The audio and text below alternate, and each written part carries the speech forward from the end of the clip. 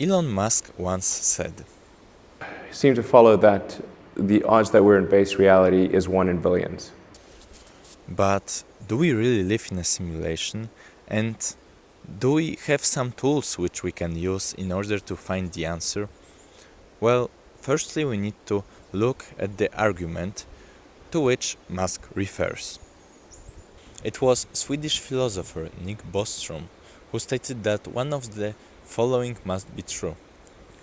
Each civilization dies before reaching the technological level which is necessary to be able to start to launch simulations, or each civilization which is capable of launching those simulations decides not to do it, but it's probably not likely, or we live in a simulation. Therefore, we live in a simulation, according to Nick Bostrom.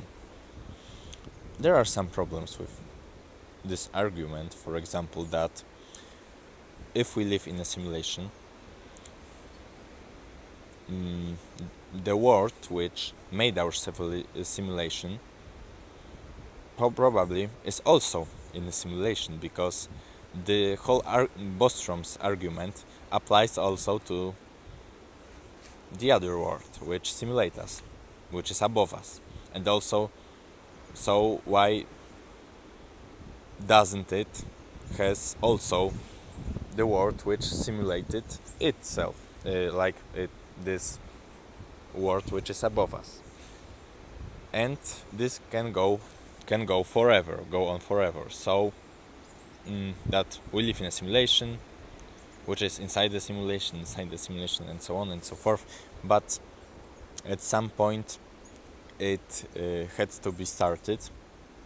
Well, but according to Nick Bostrom, it shouldn't be, because this argument should apply to, we can say, all simulations, all worlds. Yes, so all worlds should be a simulation. There are some problems generally with this argument, but the whole idea that our world is artificial is deeply rooted in our culture and in our, society.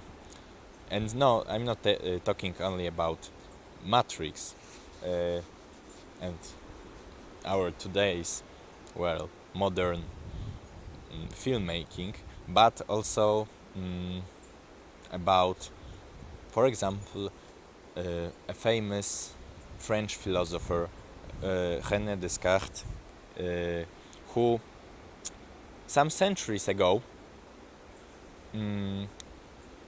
suggested that our minds may be controlled by an evil demon, and if they are, we can't really prove it wrong.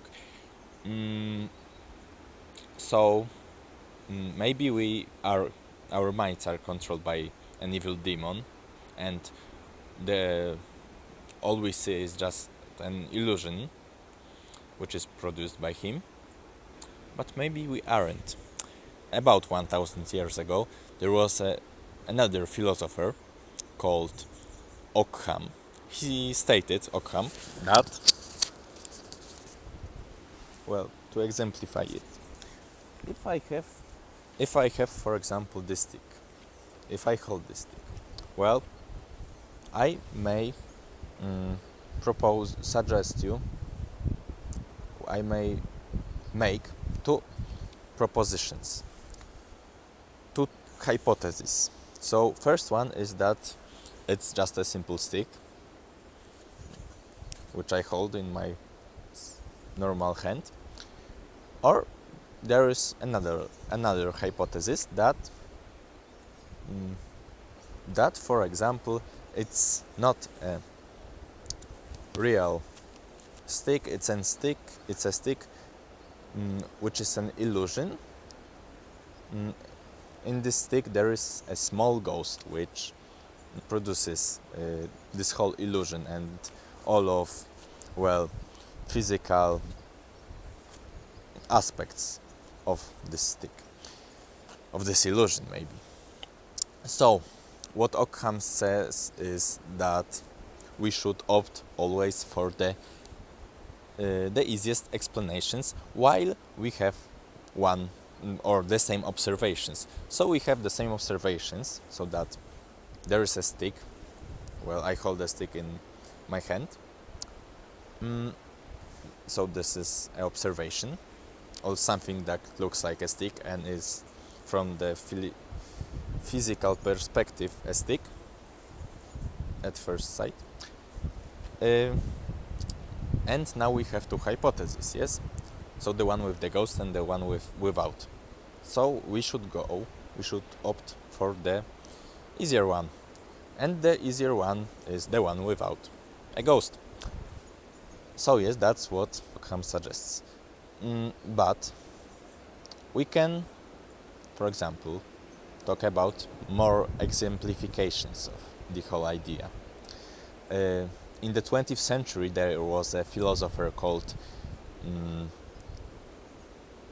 Bertrand Russell, who suggested that, well, there is a flying teapot, very, very, very small teapot, which we can't see using our today's technology, but there is a teapot which orbits our Earth. So you can't prove for 100% that there aren't any flying teapots.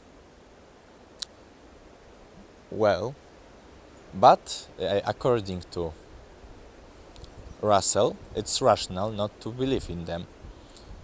For example, and mainly because of the fact that it's not, well, we can say economical.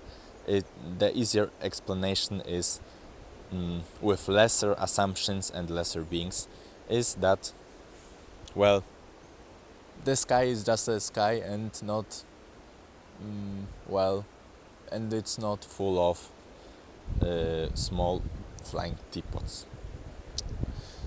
Well, so this whole idea in today's scientific methodology is called parsimony. So the idea that we should always opt for the, while we have the same observations, for the easier hypothesis. So right now we can try to answer this question. Do we live in a simulation? Well, according to the parsimony, to the scientific methodology, we probably don't, because we have two hypotheses. One is that we have observations, yes, our world. So one is that it's only our world, and the other is that there are more worlds which are probably also complicated, like ours, which are, which made our reality, which is not real in this hypothesis.